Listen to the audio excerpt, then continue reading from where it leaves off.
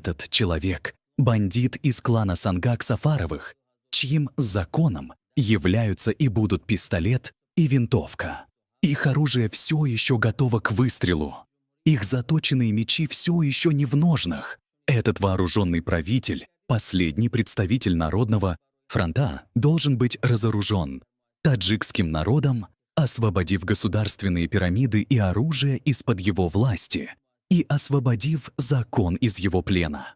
Безрогую корову нужно привязать к сломанному рогу суровое наказание, предусмотренное 10 статьями Конституции.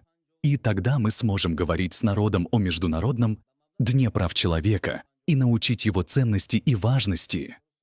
Как мы можем говорить о законе и справедливости, когда этот злобный враг свободы является препятствием на нашем пути? Этот камень, возможно, осел и камень, должен быть сначала скатился с пути закона и свободы, и тогда должен быть установлен институт правосудия.